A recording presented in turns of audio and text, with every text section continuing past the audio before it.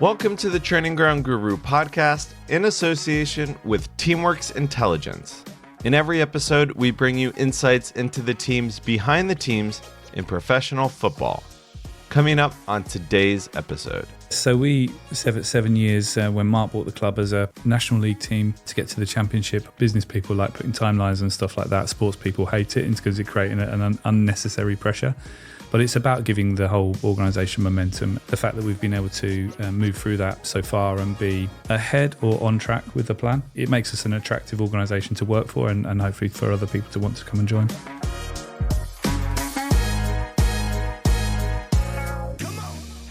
I'm Simon Austin from Training Ground Guru, and our guest on this episode is Simon Wilson. Simon is the Chief Executive of Stockport County and one of the most experienced leaders in English football. His career started at Southampton, where he was only the second full-time performance analyst in the country. Then in 2006, he joined Manchester City and was a pivotal figure during a period of immense change under the new ownership of Sheikh Mansour.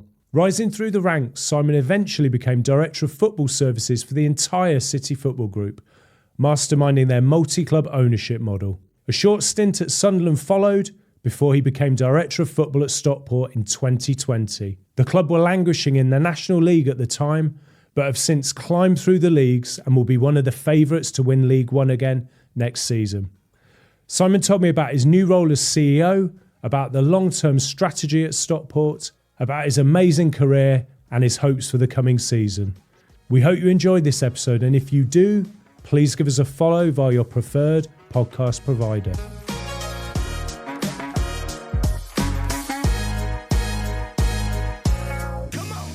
Thank you very much for joining us on the podcast, Simon. A pleasure. Happy to be here. Regular listener, regular viewer. Glad to be part of it. And we're here just on the eve of another season. It seems to have come about really quickly. Are you pleased with the business you've done over the summer? Because I know you've broken your transfer record, for example. Yeah, we did. It's been a different and a new summer for us at Stockport because probably for the last few years of windows, we've been always building. That last year we finished third in League One, 5 points off automatic promotion. And we missed out after losing in the semi-finals of the playoffs against Leyton Orient. So we were close. We've obviously got good players and good staff that are hungry to go to the next level. We didn't get there, so of course other clubs look at them and think, well, they're good players, good staff that might want to come and join their clubs. So we've probably been playing a little bit more defence this summer, which is the first time. But as you say, we were able to trade for the biggest numbers that we've done at Stockport whilst I've been there, make a record signing as part of it. We're very close to getting our record sale as well, but a good challenge for us to go through. And you talked about that playoff semi-final defeat to Leyton Orient on penalties. How long does it take to get over something like that as a club? It's tricky. I think that overall sports people, competitive people move on quite quickly. I think they're used to, disappointment and having to come back and compete again. And the fact you go off straight into a summer, I mean, me personally, I was back to work the next day because the close season's a really important part to get things moving for the next season. So in some ways you just get back into the next cycle and you move on quite quickly. But, I do know that for supporters, it would be hard to reflect on that. I often, when the fixtures come out and you see the promoted teams and the opponents that they're playing versus knowing that you're still in the same division. But I think it just, I always think about it like a relationship, a little bit of heartbreak sometimes good, isn't it? It reinforces your commitment and just makes us want it even more. So we love that challenge of trying to find that extra %. And I think what's impressive looking at your 5 years at the club, it's been continual progress really. Because I know you had the sort of heartbreak against Carlisle in the League Two playoff final. Yeah, we did. But then you got promoted the next season. So do you feel that has been the case? It's always been progress along the way, even with the setbacks? We always aim for that. Like football's so random and some of the stuff is out of your control that, you don't know how the other teams are going to do and how they're going to react. And we certainly expect that this year, that some big teams will react in a big way. Even when we win, we're constantly talking about trying to create better versions of ourselves. That's a bit of a mantra for us. And I think that underpins our success a little bit in terms of it's not just that end result, but it's every day that we're trying to improve something one way or another. And you did an excellent presentation for us at a webinar a few years ago about Stockport's 7-year plan. Thank you. Are you on course, do you think, for that 7 years? Because 5 years in then? No? Yeah, so we 7 years when Mark bought the club as a National League team to get to the Championship, and we were promoted into the league within the first two, promoted out of League Two within the next two. So in theory, we were in League One with 3 years to get to the Championship. Obviously, we just completed a year.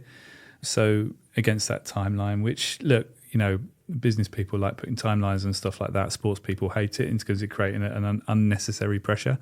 But it's about giving the whole organisation momentum and showing that it's on a journey. And the fact that we've been able to move through that so far and be almost ahead or on track with the plan, it makes us an attractive organisation to work for and hopefully for other people to want to come and join. What I liked about that, I think football can lack those long-term plans a lot of the time. So I thought it was quite rare for a club to have that and stick to it. The trick is when it doesn't work, right? So if you're still in the National League after 5 years, what do you do? But in essence, it's a statement of intent, isn't it? And what that allows you to do is organise your thoughts, your infrastructure, your cash flow against that plan in order to enable it. So it's like an aligning principle that gets everybody together to say, okay, well, if that's what our intention is, what do we need to do to get there and make sure the plans at every stage reflect that ambition? And for anyone who didn't see that presentation, you were very, very strategic in terms of even working out what you thought you would need to spend in each division and each season based on other clubs who'd made the climb through the leagues. Yeah, knowing more now and bumping into other people that have brought investment in from outside or new ownership groups that have come in. Everyone's doing a version of that, really, is benchmarking salaries and so forth. We were fortunate to work with 21st Group at the time, who through their sort of World Super League ranking system could show like what that budget bought you in terms of a quality level. Now, it wasn't specific in terms of exactly what qualities, but it gave you a feeling of you need to find a way to be 25% better. So, and even just that language and that objective to challenge the staff to say, okay, well, can you either find the 25% in your department, and everyone mirror that so we get the collective 25%, or is it the aggregation of those 5% across 5 departments? And whichever way you cut it up, it's arbitrary, but it's a mindset really of just saying, look, we need to make a significant step. Where do we think that step could be found? And come up with your plans, really. And I guess it's very important to have the right owner to buy into that and have the patience to buy into that. Because especially as a local man, isn't he, Mark Stott, and a lot of emotion can come in and excitement when someone takes over their local club. Yeah, he's got that. He's not passive in any way. He's disciplined, I would say. I feel the benefit of his trust. He allows me and the team I've got there to crack on and do what we think we're experts is maybe strong, but we've got the subject matter understanding of to just crack on. He will wade in sometimes with a point of view and a thought. I think really healthy. Sometimes like this quote sticks in my head all the time, but I can't remember who said it, but there's a quote saying that all progress relies on the unreasonable man. And like sometimes when you're in the room and you think, what the hell is that? Like that doesn't seem logical or fair or but actually it's such a big challenge to you that you have to find a response to it. And that is often the occasions, at least in my experience, you really lift your thinking or you see something you couldn't see ordinarily. And Mark's really good for that, actually. So he's challenging, but it comes in the right spirit. And as long as I take it in the right way, collectively, I think we found some good solutions along the way. And we were talking about the fact the club had made progress every season. Do you think the squad is stronger and better equipped this season compared to last? I do, actually. Yeah, I do. I really like the squad. We've challenged ourselves to take a little bit of money off the budget, and we're working towards I wouldn't say sustainability. I mean, what does that mean in today's world? We're all losing money, but in terms of where we believe our resources can be, I think we've been able to take money off the budget, but actually improve the team, which isn't easy to do. So we're really happy with it. Normal stuff, we have some injuries, and when you're in performance sport, you take your budget so close to the line that sometimes injuries can really rock the situation, either if you need to replace those players, you go over a little bit where you need to be, or you lose some quality from your first 11.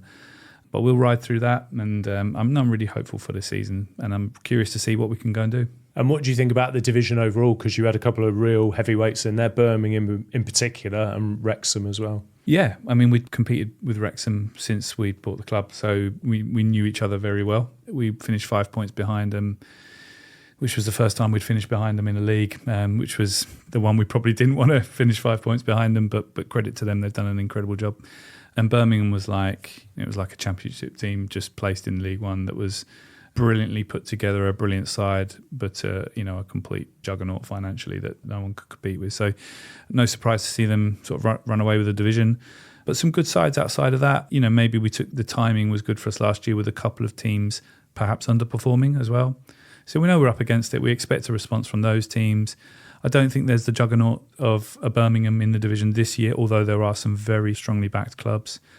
Actually, look forward to the division this year. I think it's going to be a good division. There's a lot of teams that I think could be in the mix, and certainly I think all of us will lose games, and it's going to be how we all respond to different situations along the way. And your opener looks a big one already against Bolton, a local team, but also another big team that are aiming to be in the Championship. Yeah, brilliant first game. I think we talked about this a little bit. Sometimes your mindset is to go into the league with a favourable opposition that you feel like you might be stronger than, and work your way into the season. It doesn't ever work like that. Like they're often the games that trip you up. I think we all look forward to the big games. Certainly classify this as one of those. It'll be a full house, nothing better than our stadium full, and a big opponent, and hopefully for a big performance from the team. And I was talking earlier about how strong you've been on strategy. Your job before Stockport was Sunderland for a short time. And that's probably a club at that time with the documentary and everything that we don't associate with strategy or stability. So I was just wondering, first of all, what your time was like there, and then if that kind of redoubled your beliefs in strategy and what you later did at Stockport. Yeah, it's a good question. To the second part of it, yes. I learnt so much in my short time there. You have to realise that for 11 years prior to that, I was at Manchester City in the City Football Group that, bar the first couple of years, I would say did everything nearly perfect in terms of a football operation. And so, wrongly or rightly, when you're in that system, you kind of get used to, you think that's what the world looks like. It doesn't. And actually Sunderland in that moment, which was a difficult time for the club, supporters, players, staff that were all there, that's more akin to what most football clubs look like. Like Sunderland was an extreme version. I think there was 7 managers in 5 years. 6 of them have been changed mid-season. Lots of player churn. So by the time David and myself were there, the squad didn't really make sense in terms of it was a mix of strategies, mix of age profiles, mix of wages and contracts, etc. That's what happens when you change a lot. You literally work on a year-to-year survival type mechanism. And you have to say, in that time, they stayed in the Premier League when Newcastle didn't. So was it successful? Was it unsuccessful? That's for different people's point of view. But there is a consequence of consistent changes to your plan.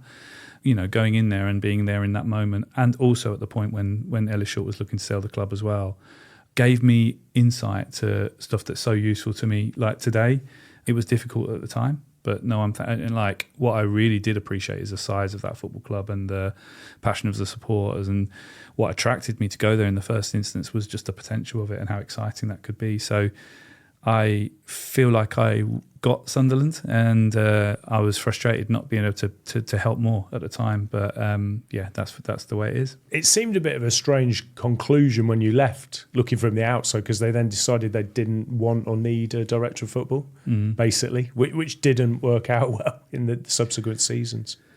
Yeah. At the end of that season, I had a very straightforward conversation with Martin Boehner there, at the CEO at the time, and I was on a good salary there and a big inflated title, but the club had just gone through a load of redundancies, and it didn't quite sit right with me in terms of what the club needed and what I was able to maybe contribute at the time. So I had that conversation with Martin. I think Martin would have been open to either keeping myself on or changing to another director of football. And I think they did utilise different people in that space. But I think it was a moment financially in the club's history where they had to be careful with what they were spending. And the history books show that it wasn't successful on the pitch, but it was a really challenging environment off the pitch. So it's great to see them bounce back, but sometimes clubs need that, to do that, to have a reset moment and come back and get aligned and take the pain to help them build a stronger and a better club. I suppose the documentary did really lay bare the mistakes and the turmoil and everything that was going on behind the scenes for everyone to see. Yeah, of course. It was a really, obviously, documentaries and these things are, the story is better when you tell an extreme version of it. And I think they did a good job of highlighting some of those, that narrative, if you like. I wouldn't say it was a false narrative, because I think I saw some bits like that, but I also, appreciate that a lot of it would be not exaggerated, but the extreme areas of that. A lot of good people there that are good practitioners that were trying to do a good job, like lots of clubs. And I would also say lots of clubs go through those kind of chaotic moments as well, which sometimes makes it what's quite lovable about football. The thing about the documentary that, I remember texting Martin after it came out, because I think it obviously got a lot of attention for being chaotic and some sort of black comedy, if you like, around it. I wasn't there when they were doing the filming, but I was there when we sat around as a group of directors and agreed to do it. And I think that was the right decision to do, even though potentially it made Sunderland look for a moment in time like a chaotic club. I think it showed the world how real it was and how real the supporters were. For me, Sunderland had maybe, is it for me to say, but when I went there, we were asking the question, what's the identity of Sunderland? We were going to work through a process to find that out, but I think you got it through that, even though it was quite chaotic the way it came through, but like a very real, honest football club, like passionate supporters. And and obviously for them to come back now, I think they almost take a little bit of that now in a much more polished and more successful version, it looks like, but I think they take that with them. So I actually think it was a good decision to do it at the time. Yeah. Superb. And spinning right back to the start of your career, how did you first get involved in football? So I was a young player. I was in the youth teams of Peterborough United and Norwich City. Ended up trying to continue my career going into America. Decided quite quickly that I probably wasn't going to go have the success that you needed to have to make it a sustainable long-term career. Started to think about coaching. At the time, sports science was quite new, and sports science's integration into football was new. Because I'd followed a football pathway, I hadn't done A-levels and that kind of thing. So going to America and using the scholarship route allowed me a pathway into a UK university. Just at the time, John Moores was setting up their first degree in called it Science and Football, which was a sports science degree, but just basically using football as all the examples. I was really excited to get onto that course, which was the first iteration of it. There's some brilliant people there as well that have become sort of lifelong friends and people in the industry. Like John Murta, Mike Ford, John Iger. There'll be more people that I'm having a blank on as well. Yeah, interesting. I think Natasha Patel talked about that, and she was on a later cohort. Maybe. Okay. Yeah. So from that, and then in future years, and as well as the lecturers and professors that were in there were influential within the getting sports science off the ground in this country into football.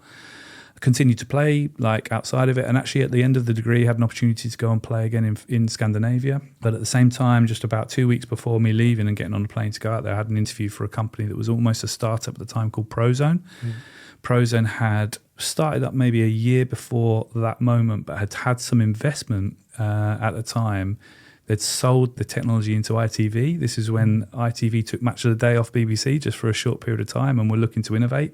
They used the Prozone technology to sort of do, it was Andy Townsend's Tactics truck, which was a bit of, bit naff. But off the back of that investment, Prozone were able to go out and re-recruit and build their analysts, who then they were going to go out to clubs and try and grow the use of the software in the market. So I went for an interview to that, and halfway through, I was just about to sign for this Finnish club. I got an email to say that they would offer me a job. And again, probably a moment where I had to go, well, am I going to keep chasing this dream on year-to-year contracts and see where I go, or take what could be, a super exciting opportunity to work like basically in the Premier League immediately. And I took that, and, again, very fortuitous in terms of being in that group of people at that moment as analysis was just starting to lift off into the UK football scene. Oh, that's fascinating. I didn't actually know any of that, despite having known you for a while. Yeah. You do see these little centres of excellence within football that a lot of alumni come out of, and Prozone's one, Man City, which we'll talk about later, the analysis department is another. Yeah. But there's so many people who've come out of Prozone, aren't there? And now in top positions. Yeah. I mean, in the year, that group that went in, so I lived in a house with Tim Jenkins, ended up becoming assistant manager at Wolves. Dave Fallows lived in the house just around the corner from us. Yeah, Mike Ford was just around the corner as well. Lee Darnborough. So there's a lot of people that were in that group. But, really good people, like absolutely stand up for their quality. But I think the fact that we came into the game at a time where there wasn't other people already there, so we were almost the first ancestors of that, have allowed us to all be influential to one degree or another as we've gone through. And then what was your first job with a club? So I was posted to Preston North End, actually. So I said the Premier League, but Preston were in the Championship trying to get in the Premier League, and young David Moyes was the manager there. So that was good. David left to go to Everton at the end of the first summer there. And actually, I stayed for a little bit while longer, but then there was an opportunity to go down to Southampton, who had just taken the product on, and go and work down there with Gordon Strachan. And that was a brilliant, like Southampton then were almost like Southampton of the more recent times. Like it's always been a club that produced youth players and tried to outperform its wage bill by being innovative and so on. So it was a lovely area to live as well, first and foremost. But a nice time to be with the club. You know, we went to the FA Cup final there off the back of that because Arsenal was so dominant at the time. We ended up still getting into Europe the next season. Sort of lived that, like being a club that got into Europe, did well in the Cup, finishing 8th, 9th in the Premier League, overperforming against its wage bill. But also at the end of it got relegated as well and had to live like so many Premier League clubs that sit outside that top, I would say maybe it might be 10 now, but we would think outside the top 8 that every year have to work hard to stay in the league first and foremost. So unfortunately we caught the tail end of that. But from my point of view, a really valuable experience to go through what that looks like as well, because it just gives you context. And I was reading on your LinkedIn, you were only the second full-time performance analyst then at that time in the country? Yeah. So the typical model was that clubs would engage Prozone for the software, and part of that they would get a consultant to go and work with them. So the early rollout of the product, that was the model. And in the this would have been like 2004, I think Dave Fallows would have been the first one at Bolton. Oh, Dave right, Fallows, okay. yeah, obviously ended up head of recruitment at Liverpool, but at Bolton Wanderers. And Bolton did an amazing job. I think they were the scene setters in many ways around sports science and analysis, psychology, just the integration of it all. Probably the biggest backroom team that you would have seen, and sort of played on that a little bit. Southampton wanted to go down a similar route and start to build things in house. So this wasn't typical at the time. But then, I would have been the second analyst to come out and be full-time employed by a club, which then allowed to start thinking about departments and so on. Was that the Les Reed time then? No, it was before Les Reed came in. So there was it was actually the Clive Woodward era. Right. So again, which was an incredible experience to be part of. And again, unfortunately that didn't go well with natural results onto the pitch immediately. But to be around a guy like that and to see how his brain works, and there was a lot of really, really interesting stuff that was going on at the time, but probably wasn't the right time and place to really execute it. I know Paul Bolson presented at our conference last year, and he was saying that a lot of what Clive Woodward tried to bring in was subsequently kind of commonplace in football. Yeah, I would say that. And what was really interesting was that he would ask stupid questions. Like that kind of like leader that's able to ask us. Now, the way football was at that time, and you've got to do well with an environment to make this kind of fly and work. But a lot of the stuff that he would say would kind of, people would be sniggering in the background. But actually, there were really good challenges in terms of like, why do we all take goal kicks exactly the same? Why are we not having expertise around set pieces? What is your game model? Like these types of things, which again, like you say, are commonplace at the time, probably just wasn't ready, or it takes time to really influence and change behaviours, doesn't it? But great for me as a young analyst to be around that and think, well, actually there's some good in that. I might nick a bit of that. And how did the move to Man City come about? So there was an assistant coach to Gordon Strachan at Southampton called Steve Wigley. He people that listen to this will know who Steve Wigley is. Brilliant with young players, and had worked with England's under-21s with David Platt. And at the time of Manchester City, Stuart Pearce had been interim manager, I think, after Kevin Keegan towards the back end of the 2005 season, done well, and then got the job full-time. And 2006-07 was going to be his first season in management, brought Steve up as his assistant. Weirdly, City were we're talking about clubs that were the first to embrace analysis. I reckon City were one of the last in terms of the Premier League. So they had just about bought a MacBook Pro the year before, and had just got some sports code, but had a guy that might be able to utilise that. And when Steve came in, he recognised there was an opportunity to step that up in that. And luckily I got the call and made the move. Teamwork's intelligence gives clubs an edge that can enable smarter decisions faster. When most teams are drowning in data and not getting nearly enough out of it, Teamwork's intelligence can clear the way. Built by a powerhouse team of sports data scientists, engineers, and football data experts who have been shaping this industry for over a decade, we understand the challenges teams face. With data now at the forefront of scouting, recruitment, and team analysis, Teamworks Intelligence has built a platform that turns billions of data points into precise models, predictive metrics, and insights that actually make a difference to a club's performance, both on and off the field. Ready to level up? Head to teamworks.com to learn more.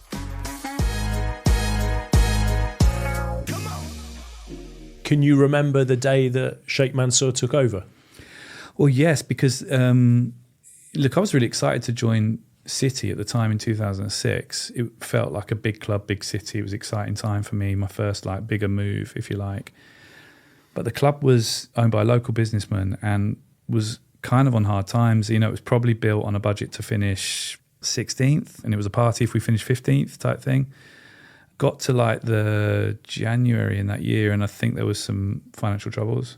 So they're looking to sell the club. Now, the first takeover was to the Thai Prime Minister, Thaksin Shinawatra, which again, at the time felt exciting. It was new. We had a lot of players come through the doors. Sven-Goran Eriksson as our manager.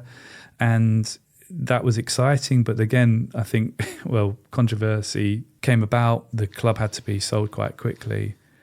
At that point, we were probably quite nervous of, here we go again. My time at the back end of Southampton had been sort of categorised by a lot of churn in terms of manager. I'd gone into Man City within 1 year. Manager had changed and the owner had changed, and I was looking at that again. That's really hard, as I spoke about the Sunderland example, but even as an analyst at the time, it's you've got to almost start again. You've got to resell your ideas. You've got to build a new relationship, and all that takes time. You just feel like you're not progressing. So when that takeover was coming about, probably a little bit nervous, thinking, what's this going to be?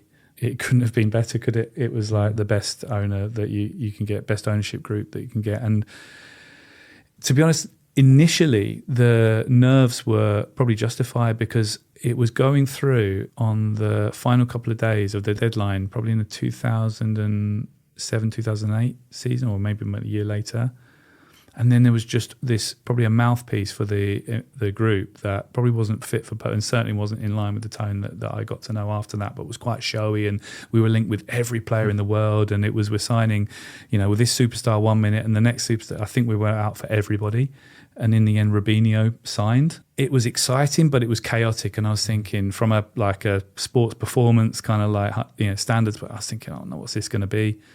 But actually the day after Robinho signed, we had a presentation from Simon Pearce, who works very closely with Sheikh Mansour. And the way that he delivered the first message was just perfect in terms of, this is the approach of Abu Dhabi. We have a 20-year vision as a country. This is a long-term plan. We don't talk about what we're going to do. We do it, and then we tell people how we did it. And it was just that really professional, solid mentality that was really inspiring. The next thing that happened was that I think Mark Hughes was the manager at the time, and always sort of complained about the environment being a bit run down and not having investment. I think obviously Mark was able to express that to the ownership at the time. It was an international break, so some of the players were off on internationals, but they asked everybody else to leave. And it was that one of those BBC changing rooms type episodes. Everyone went off, leaving the environment in one place, came back 7 days later, and it totally changed. It was there was another floor in the gym. There was artwork everywhere, new furniture, a real fresh feel, and it was almost okay, this is a new standard. This is how we operate.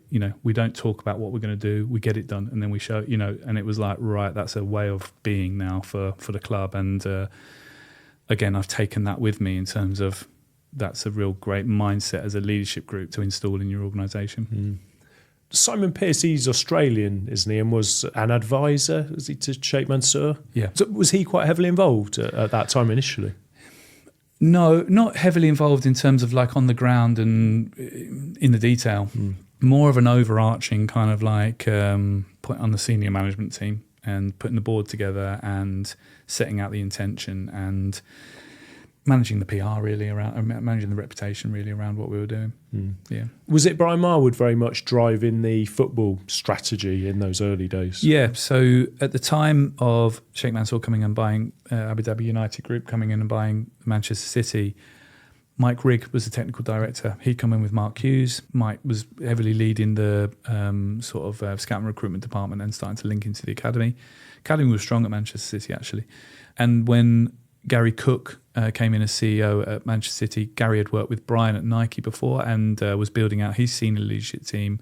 And while Mike was in the detail of the scout and recruitment team, the academy, working closely with Mark, he wanted an overarching kind of like football leader, if you like, and Brian was perfect for that in terms of just that real senior person, calm, very human and able to connect and work with people, but understood what Gary needed and how he wanted to build out the business and could connect that kind of business and football element together. So Brian came in.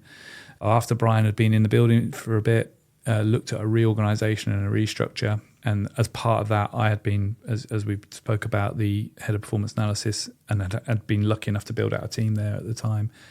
Brian maybe saw something in me that he felt could benefit him and what he was trying to get done and promoted me into a kind of the role was strategic performance manager, but to work closely with Brian. He had 1,000,001 things to get done, build a team, build a training ground, reevaluate all the support teams, re-support the academy, and set out a new vision. He just wasn't going to be able to get to everything. It was a brilliant role for me because if Brian had 10 things on his list and he was working on 1, 2 and 3, I would take over 4, 5, 6, 7 and 8 and push them along so that at the point that they were more mature, I could get Brian to take them on. But as I now know as a sporting director, you're never too far away from the first team in terms of supporting the head coach and recruiting. So some of the more strategic elements sometimes get left to the side. And then you moved into the role, I've got it here, Director of Football Services for the whole of CFG. And that was setting up the multi-club model then for the group. That's right. So that model with Brian and myself there and the rest of the team ran from sort of 2009 through to 2013-14. In that time, we were lucky enough to win the Premier League twice and go on the journey, FA Cups, etc. In 2013-14 was a change in CEO. So Gary Cook left, Ferran Soriano came in from Spanair, but prior to that, Barcelona. And Ferran had always had this vision of a global club and a multi-club model and brought that philosophy and that thinking into City. I remember that really strongly the day Brian told me that he was going to be coming out of his role and that he'd had a conversation with the ownership about this kind of like multi-club, like global thing. Like, I've been around football enough. I thought both of us were getting sacked, basically. I thought it was like palming off to the side. It was like the slow letdown. And Sheikh Mansour came in from Barcelona and became sporting director. Lovely guy, super talented, gone on to incredible success. You couldn't like the guy more. Brian and I were like relocated from the training ground to the stadium offices. So again, just thinking, right, this is just a foregone conclusion. We're on our way out. And it felt quite clunky to start off with because we had no real understanding of what it was that we were going to go and be doing. We're starting to work in this office environment that was different. It was a bit more 9 to 5-y. But we were tasked with sort of conceptualizing what this group could be and then what it would need in order to function. So once we spent time on that, and there were a couple of reference points around at the time. So it was like Red Bull that were out as a multi-club. But we saw that as more of like a talent pathway model. So they would move through the clubs to the top, and they'd been successful with that. And there were like the partner clubs kind of models with Chelsea and Vitesse and United with Antwerp, etc. So you'd seen a bit of this where you think it could work from a talent movement point of view. But then we also were inspired by organisations like the EIS here, in terms of like a centralised servicing department that could support multiple sports, but with commonality around their practice. So we looked at those couple of things, and one of the Ferran's big things was about building a methodology, a City methodology. Like, we'd had success, but what was it about that? How was the way of doing it? How could we sort of codify that so that when we were acquiring clubs that we could roll that way of working out to these other clubs? So we spent, I would say, I can't really remember the timeline, but I'm going to say it was up to about 6 to 9 months just working on that conceptually of what that would look like and trying to codify this methodology. And then there was an opportunity to acquire the first club, which was Melbourne Heart in the A-League, got a rebrand to Melbourne City. And that was almost our test case in terms of, rolling out a way of working to a small club in another league. We knew that we were going to acquire the upcoming MLS license in New York, but it was probably 2 years away. In the meantime, one of our partners, Nissan, who owned a club in Japan called Yokohama, we did a 80-20 split with them where we would provide services out to them. So we were up and running in terms of like this, proving the concept really, and then ready for New York that was coming down the track. And did you help to identify the clubs that the group wanted to acquire? No, not really. No, they were more, I would say more commercially led in terms of like looking geographically around the world. And I think some of the thinking behind it was looking at football was going through a real growth phase at that time in terms of like the media rights. So looking at emerging markets that were starting to grow in media value and popularity, and trying to make sure that we were in the market. So when I left, we had 5 clubs, which were Melbourne, Yokohama, New York, Torquay, and Girona had just been acquired in a partnership. But since then, you can see the movement into India, Brazil. We were constantly going out on propositions. So, like, we remember going out to see, club in South Africa and looking in, Asia into other markets to see how we could collaborate and what the model would be. But certainly, I think they've got 14, 15 now. So they've continued that model. And I think now the way it's explained is that they have clubs that are, through the years of going through it, they've refined their model in terms of being like more commercial clubs and entertainment clubs and more talent clubs. And they've got that kind of split around the two. Okay. So what's the difference between an entertainment club and a talent club? A talent club would be a pure kind of player trading or player development model, and looking at like Lommel would be a really good example of that in terms of like a really good registration platform first, so in terms of you can come from a number of territories in the world and be able to have easy enough access into the league to then work together in a under the city coaches, etc., but with the objective of moving those players through into other markets really. So that would be the objective of that club, where you would see maybe New York, who would also be a bit more of a trading club, or maybe City would be the best example of an entertainment club in terms of like, one of the biggest brands in the world, playing in the biggest leagues, biggest competitions, and it's about partnerships, it's about filling the stadium, it's about superstars, it's about that type of thing. Right, okay. Yeah. And I know there can sometimes be a bit of a feeling with the smaller clubs, like a Lommel, that you're servicing the bigger ones, the entertainment ones. Yeah. Is that a fair comment, do you think? Yes. Listen, I think one of the things that was fascinating about being in a global group is that it was so new. We wouldn't have other reference points in football or nearly even sport, really. We would actually speak to a lot more commercial organisations to say, how does this feel like where you're the regional office in this small market and you've got this kind of big brother, little brother type of situation? And I suppose we anticipated quite a lot of tension around that. But what we found, like particularly like in Melbourne, they loved it. For them, they just were so inspired. It was like being bought by Google or something like that. They were like, they felt that, all they just wanted more and more of your time, and they wanted to know how it was being done and can you spend more time with this, because they're just so ambitious and wanted to do things really, really well. We were in the central servicing department, so as long as we went out and we felt like we were adding value to them, it was always a really positive environment. Where it does get tense sometimes is like, obviously, it's probably well known, the City style. We were always challenged with saying City style is beautiful football. Like, what is beautiful football? That's different to different people. But I think people can close their eyes and understand what the City style is. And when you're trying to roll that out into emerging markets who might have a salary cap and might have players that they have to take that are on $40,000 that have just come out of college that probably can't execute the way that you want to do it, that coaches would get frustrated with that and say, are we getting told to play this? But in the end, we found a nice balance of trying to innovate within it. Yes, setting high standards and being a bit like what we talked about, Mark's 7-year plan is like, if that's the objective, how do we get there? And you don't find a way unless you're sort of forced to find a way.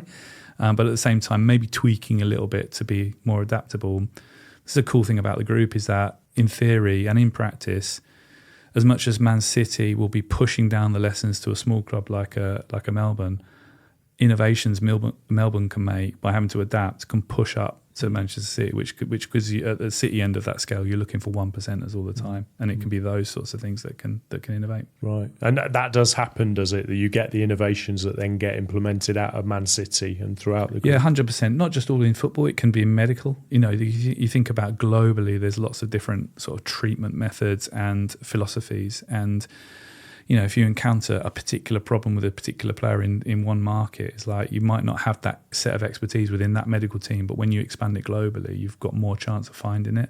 And if you're smart with how you hire, you can make sure there's a balanced set of skills across the group that allow you to network that really well. So, across recruitment, medical, sports science, psychology, coaching, analysis, etc. There's hundreds of little things here that if you are on top of it, you can connect and add value to all clubs in the group.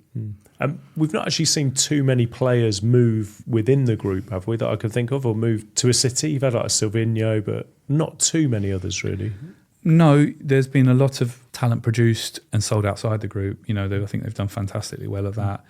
In terms of clubs that have purely gone through each of the clubs, there's certainly 4, 5, 6 examples that I can think of, but and then that's why I think in terms of like a talent pathway, I don't think that's not the overall philosophy. It's one of the benefits that could be, but it's not the sole benefit. It's a multitude of reasons. Are economies of scale a big thing as well, that you can have like a core way of doing, say, your performance analysis? Yeah. Then that gets rolled out throughout? For sure, yeah. So I think recruitment would be the biggest one. Is like, so for Manchester City, as they will need coverage in all areas of the world in terms of trying to find the best talent, but it might not make sense to beef up your scouting operation in, I don't know, Asia. Let's say Asia. It's become more popular over the time, but the fact that because of Yokohama we'll have to have a big operation in Asia, it means City get the benefit of that. Yokohama need it anyway, and so on. And if you work that right around all the regions in the world, there's real efficiency in terms of everyone leveraging off each other's market. And can you share data as well? So I know tracking data could be a bit of an issue where there's different suppliers in different leagues, but does that allow that sharing? Yeah, so all your sort of performance suppliers, you can get really good consistency across that so that everyone's working on the same platforms. The numbers mean the same things in different markets. You're not repeating the contract, so there's efficiencies in terms of, like you say, economies of scale. So there's things like that again, that would be the model, is that New York, for example, will want to operate the best that they can do. So they'll want to take a tracking provider, they'll want to take a GPS provider, they'll want to have psychology support, they'll want to have all that. But actually by buying it almost in bulk, it would cost them less than it ordinarily would have done. So it allows them to spend more of their available money on talent, really. And your exit came about 2016? Yeah. What was the reason behind that? Because Sunderland came afterwards. Sunderland. So I would probably think I've shared this story in other forums, really. I was probably to the point where we were working so strategically, and we were the central servicing team working across the globe so remotely, really. I really just missed that kind of like real sense and feel of being close to the action. And honestly, I got a bit paranoid. I was detraining, that I was becoming a bit of one of those, I don't know what I can say on here, but they're one of those waffly guys that is all theory and no practice. And I wanted to, it had felt a long time from being really close to the action and feeling the punches a little bit. So I wanted to get back out there. I did have conversations with a couple of other clubs at the time. Brian was supportive. I spoke clearly with Brian. Where there were opportunities in the group, they were going to be international, and that wasn't quite right from a family perspective. So when the Sunderland thing came up, my energy comes a lot from growing things, like fixing problems and growing things. Like if we're really quite well performing and steady, I get bored. I'm actually a bit dangerous in that situation because my brain's going to want something to do and I'll invent stuff. And actually it doesn't need inventing, if you know what I mean. So the fact that Sunderland was struggling and needed a bit of a turnaround, I was really energized by that. I really wanted to go in there and help. So I was motivated by that, and motivated to start leading and seeing how good I was, really. I think one of the frustrations with the Sunderland situation was that as much as I was able to see another situation, I probably wasn't able to get my hands dirty as much as I'd have wanted to do. And that's why I ended up leaving. What do you think about the state of the game overall? Because there's a lot of talk about the EFL, the fact that clubs spend such a high proportion of their turnovers on their wages. It's not sustainable for a lot of clubs. What do you see being in the thick of it there in League One? Look, it's true. Clubs spend a high proportion of their money on players. I've lived through the conversation of should there be salary caps in the EFL. Obviously, there was a period while we were outside the EFL, but through COVID that there was. Understand the pushback from the PFA and the player side of things in terms of putting a limit on it. In the end, we do have free choice in terms of what we want to pay the players, but it is really, really hard when you've got the pressures of fans, sponsors, economics really to accept not pushing and not trying to get promoted and so on. So it's a very difficult operating landscape to make it sustainable. And I think through football's history, there's tended to always be somebody that will take the problem off you at some stage. So when owners have been looking to sell, okay, they might have had to bear some negative financial consequences themselves, but there nearly is always somebody that will come and take it. However, I don't think we can rely on that forever. Certainly I've had conversations with people that are interested in sports clubs, etc., but just see it as ludicrous business, which it is, like in terms of just throwing money away year after year after year. So I think there's going to be some very big and healthy debates coming up in the next few years around it all. And I think we have to be open to everything. Tradition is a really powerful thing in football and brings so many great things, the heritage and the history and the stories. But it doesn't mean like the way we've been working has to be the way what the next 150 years looks like, because if we want 150 years, it's probably telling us we do need to change. That's my take on it. That won't be everybody's take on it. And I think there's going to have to be a lot of discussion and a lot of open-mindedness from a lot of people in order to make those changes. But look, things are starting to move with the new regulator, and I believe if we've all got the right mindset around it, it can be a force for good. And you're very well placed to have a valuable opinion on this, obviously having been a sporting director throughout the game and now CEO since February on the business side. Yeah. So that's quite an unusual move, actually. I can't think of anyone else who's done that, sporting director to CEO, but yeah, how's that going? Good. I'm enjoying it. I'm still would say I'm really, really new into it.